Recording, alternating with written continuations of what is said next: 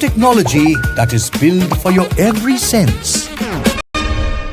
Acer Pure from Acer has been making global headlines, not just for his tariff tantrums, but also for his aggressive stance against institutions he views as politically biased. But now he has faced a significant legal setback. US President Donald Trump has lost the legal battle against Harvard.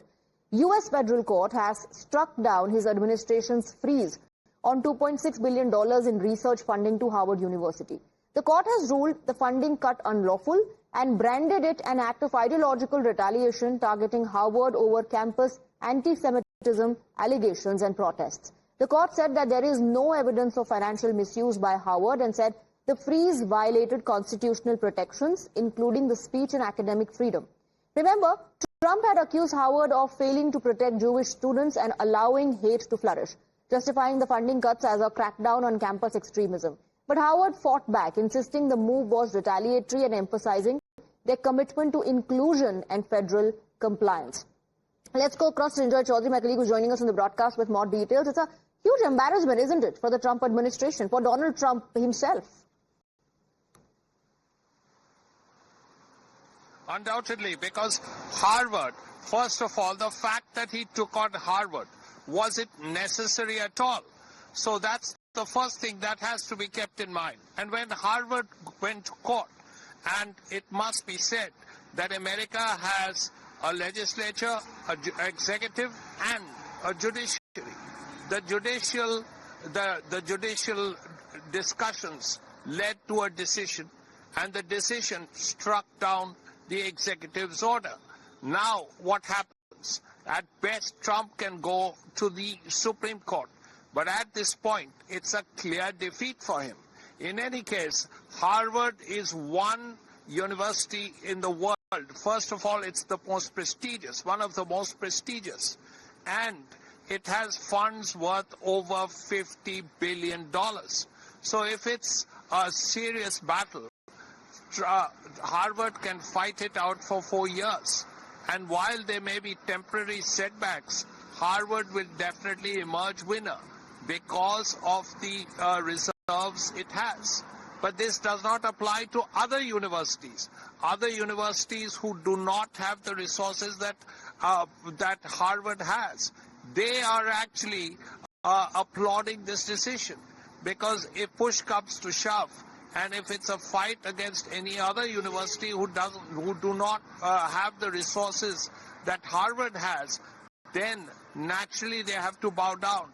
So for them, for all the other smaller universities, less wealthy universities, this is a victory. All right. Srinjoy, please stay on with us. Let's now take a look at other developments related to the Trump administration. It was a star-studded event at the White House as President Donald Trump hosted a high-powered group of tech executives. The event was focused on artificial intelligence, and the biggest names of the tech world were in attendance. No doubt, Invest in USA was top on the agenda for Trump. While the executives talked about their hopes for technological investment, Donald Trump went around the table and asked executives how much they were investing in the country. Discussions also focused on various economic policies and the future of business in US. But there's one prominent face that was missing from the meeting: Elon Musk, former friend and once a close confidant of Trump.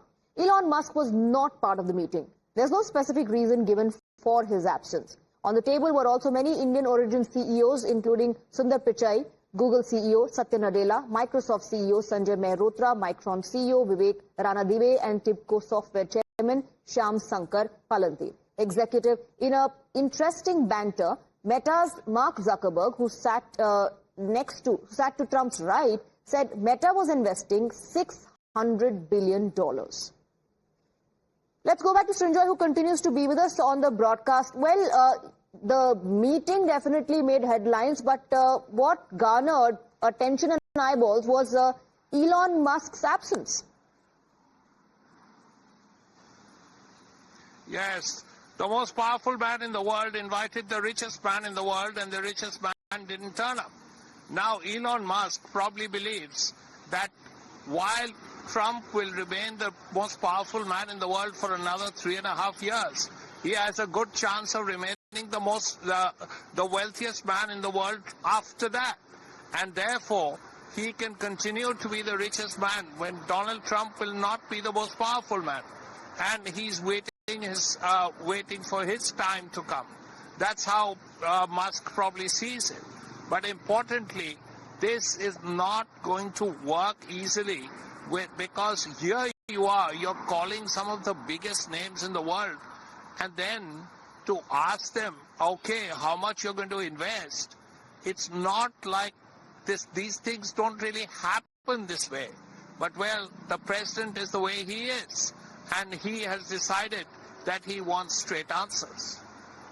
All right, Srinjoy, thank you very much for getting us the details. We'll keep coming back to you. Moving on and shifting our focus to the other big issue that is actually haunting